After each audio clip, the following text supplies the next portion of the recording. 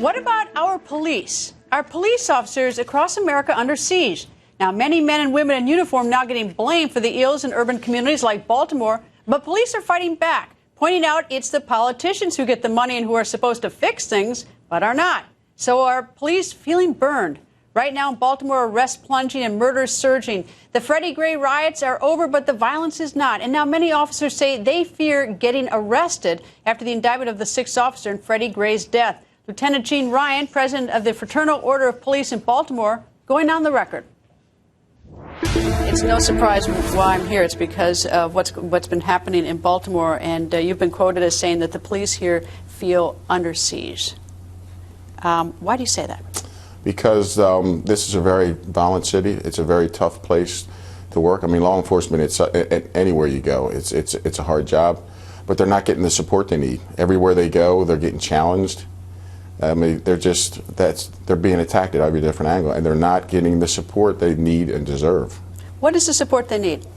They need to be backed up from the City Hall, from the top of our agency, and from the State's Attorney's Office. And after they charge those 6 officers, my members don't feel like they're getting the support that they deserve. Are they almost reluctant to do their, not reluctant to do their job, but they're hesitant to do their job because they feel like they are being put under an unfair microscope? Yes, absolutely. They, right now, and this has been going on for several months, ever since Ferguson started, but it's aspirated now that they're more afraid to go to jail for doing their job properly than they are afraid of getting shot and killed right now.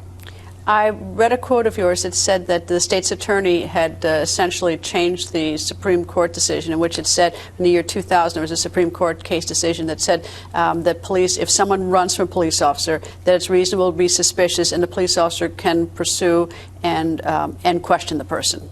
Absolutely. It was Illinois versus Winslow. All right. And why do you think she's reversed that? Because she overcharged, and she's trying to, I assume, build her case for when it comes time to go to court. But the Supreme Court ruling is already in place. The officers did exactly what they're allowed to do within the guidelines of the law. What happened? Do you have any idea what happened to the man in custody, Freddie Gray?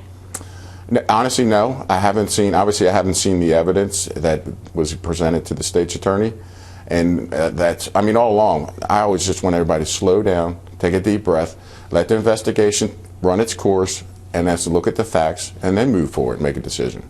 And you think that the state prosecutor Mosby did not do that? No, I don't know how she can review a case folder for a death in one day. I don't think so. I think she rushed to judgment. Is this sort of almost sort of throughout the entire police force that they're sort of thinking that she's the one who's not standing behind them? Well, yes, absolutely. That's one of the reasons why they're afraid to arrest. They're afraid they're going to go to jail. And why is that? Because of what happened to the 6 officers. Yeah, that we feel in the law enforcement community, and when the facts haven't been discovered yet, but from what we've seen, and you know the union standing behind all 6 officers, that they were overcharged. When she gave her opening statement at the press conference, she had the perception that she was the prosecutor, the judge, jury, and executioner. She's already found the officers guilty, and they haven't had their due process. They haven't had one day in court. Do you think the police are getting blamed for the problems in Baltimore?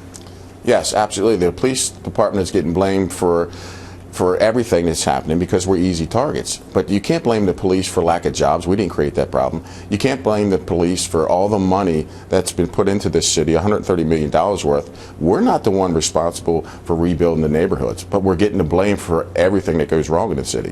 Where did that money go? I don't know. It's a very good question. Where did the money go? And you have some politicians who have been in office a long time in the city? We have politicians that took advantage of the crisis, just like the criminal element, to where they're using this to get out in front of the camera so they can prepare for 2016 elections.